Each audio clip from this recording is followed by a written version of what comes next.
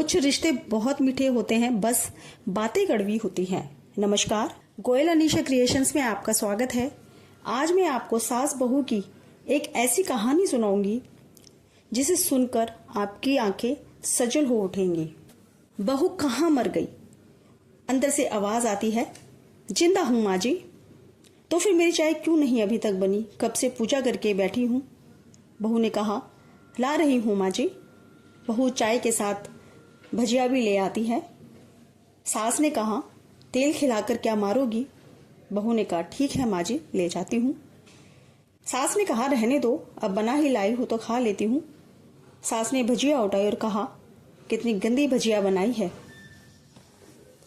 बहू ने कहा, अच्छा माँ जी, मैं जाती हूँ, मुझे कपड़े भी धोने हैं। बहू वहां से चली जाती है, लेकिन दरवाजे के पीछे छुप कर खड़ी हो जाती है और वो देखती है। बहू के जाते ही सास भजिया पर टूट पड़ती है और पूरी भजिया को खत्म कर देती है। बहू दरवाजे के पीछे छुप कर ये सब कुछ देख रही होती है और मुस्कुराकर वह अपने काम में लग जाती है। दोपहर के खाने का वक्त हुआ। सास ने फिर आवाज लगाई, कुछ खाने को मिलेगा या नहीं? बहू ने आवाज नहीं दी। सास फिर चिल्लाई, आज भूखा मारोगी क्या? बहू आई, सामने खिचड़ी रख दी। सास गुस्से से बोली, मुझे ये नहीं खाना है, इसे ले जाओ। बहू ने कहा, आपको तो डॉक्टर ने खिचड़ी ही खाने के लिए कहा है, खाना तो पड़ेगा। सास मुंह बनाते हुए बोली, हाँ तो मेरी माँ बन जा। बहू फिर मुस्कुराई और चली जाती है। आज इनके घर में पूजा थी। बहू सुबह 4 बजे से ही उठ गई थी और पहले स्नान किया और फूल वगैरह लाई, माला बनाई, रसोई साफ की, पकवान और भोजन बनाया। सुबह के 10 बज गए थे। अब सास भी उठ चुकी थी। बहू अब पंडित जी के साथ भगवान के वस्त्र तैयार कर रही थी। ऑफिस की छुट्टी थी।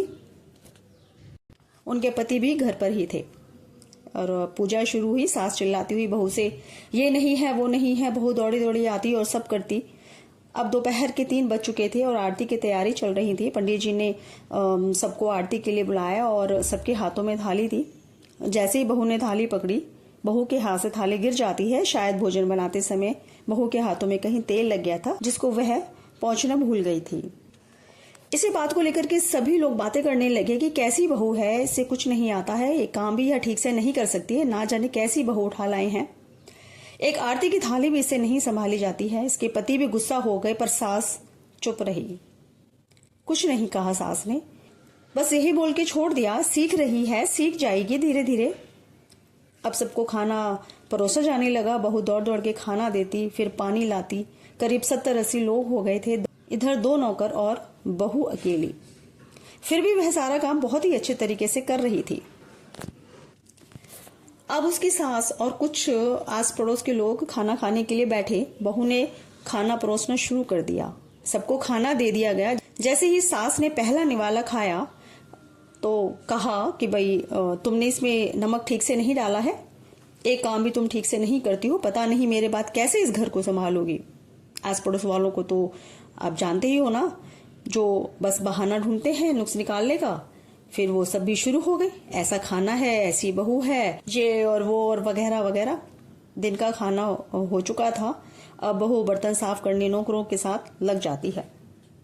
रात में जागरण का कार्यक्रम रखा गया था। बहू भी 1-2 गीत गाने के लिए स्टेज पर चढ़ी। सास जोर से चिल्लाई, अरे मेरी नाक मत कटा देना, गाना नहीं आता है तो मत गाना, वापस आ जाना। बहू मुस्कुराई और गाने लगी। सबने उसके गाने की बहुत तारीफ की, पर सास मुंह फुलाते हुए बोली, इससे तो अच्छा मैं ही गाती थी जवानी में, तुझे तो कुछ भी नहीं आता। बहू फिर मुस्कुराई और चली गई। अब रात का खाना खिलाया जा रहा था। उसके पति के ऑफिस के दोस्त साइड में ही ड्रिंक करने लगे। उसका पति चिल्लाता, थोड़ा बर्फ लाओ, और सास चिल्लाती, यहाँ दाल नहीं है। फिर चिल्लाता, कोल्ड ड्रिंक नहीं है, पापड़ ले आओ। इधर उधर आखिर में उसके पति की शराब गिर जाती है उसके एक दोस्त पर और बोतल टूट पड़ती है। तभी गुस्से में उसका पति अपनी पत्नी को झापड़ लगाते हुए कहता है, जाहिल कहीं की, देख कर नहीं कर सकती, तुझे इतना भी काम नहीं आता। सारे लोग देखने लगे। उसकी पत्नी रोते हुए कमरे की तरफ दौड़ी। फिर उसके दोस्तों ने कहा, यार मूड खराब कर दिया, यहाँ नहीं बुलाया होता, हम कहीं और पार्टी कर लेते। कैसी अनपढ़ गंवार बीवी ला रखी है तूने, इसे तो मेहमानों की इज्जत और काम करना तक नहीं आता, तुमने तो हमारी बेइज्जती कर दी। अब पास पड़ोस की औरतों को तो और बहाना मिल गया और वो कहने लगी, देखो क्या कर दिया तुम्हारी बहू ने, कोई काम की नहीं है। मैं तो कहती हूँ अपने बेटे की दूसरी शादी करा दो और छुटकारा पाओ इस गंवार से। सास उठी और अपने बेटे के पास जाकर उसे एक थप्पड़ मारा और कहा, अरे नालायक, तुमने मेरी बहू को मारा, तेरी हिम्मत कैसे हुई, तेरी टांग तोड़ दूंगी। उसके बेटे के दोस्त कुछ कहने वाले थे कि उसकी मां ने घूरते हुए कहा, चुप बेको चुप, यहाँ दारू पी ले आए हो, जबकि पता है आज पूजा है और तुम्हें पार्टी करनी है। कैसे संस्कार दिए हैं तुम्हारे माता पिता ने, और किसने मेरी बहू को जाहिल बोला। जरा इधर आओ, चप्पल से मारूंगी अगर मेरी बहू को किसी ने एक शब्द भी कहा। अरे पापी, तूने उस लड़की को बस इसलिए मारा कि तेरी शराब टूट गई। पापी, वो बच्ची सुबह 4 बजे से उठी है, घर का सारा काम कर रही है, न सुबह से नाश्ता किया है, ना दिन का खाना खाया है, फिर भी हंसते हुए, सबकी बातें सुनते हुए, ताने सुनते हुए घर का सब काम करने में लगी हुई है। तेरे यार दोस्तों को वो अच्छी नहीं लगी, जूते से मारूंगी तेरे दोस्तों को जो कभी उन्होंने ऐसा कहा। उसके जो यार दोस्त बैठे थे, माहौल को बदलता हुआ देख करके वो चुपचाप वहां से खिसक गए। अब सास बहू के कमरे में गई और बहू का हाथ पकड़कर बाहर लाई। सबके सामने कहने लगी कि किसने कहा था अपनी बहू को घर से निकाल के दूसरी बहू ले आना, सारे सामने आओ। कोई सामने नहीं आया। फिर सास ने कहा, तुम जानते भी हो इस लड़की के बारे में, ये मेरी माँ भी है और मेरी बेटी भी है। माँ इसलिए कि यह मुझे गलत काम करने पर डांटती है, और बेटी इसलिए कभी कभी मेरी दिल की भावनाएं समझ जाती है और मेरी दिन रात सेवा करती है। मेरे 1000 ताने सुनती है पर एक शब्द भी गलत नहीं कहती है, न सामने और न मेरे पीठ पीछे। और तुम कहती हो दूसरी बहू ले आओ। याद है ना छुटकी की दादी, अपनी बहू की करतूत। सास ने गुस्से से पड़ोस की एक महिला को कहा, अभी पिछले हफ्ते ही तुम्हारी बहू तुम्हें भूखा छोड़कर घूमने चली गई थी, तब मेरी इसी बहू ने ही 7 दिनों तक तुम्हारे घर पर खाना पानी, यहाँ तक कि तुम्हारे पैर दबाए थे, और तुम इसे जाहिल बोलती हो। जाहिल हो तुम सब, जो कोयले और हीरे में फर्क नहीं जानती। अगर आइंदा मेरी बहू के बारे में किसी ने एक लफ्ज भी बोला तो मुझसे बुरा कोई नहीं होगा, क्योंकि ये मेरी बहू नहीं, मेरी बेटी है। बहू सिसकियां लेते हुए फिर कमरे में चली गई। सास ने एक प्लेट उठाई और भोजन परोसा, बहू के कमरे में खुद ले गई।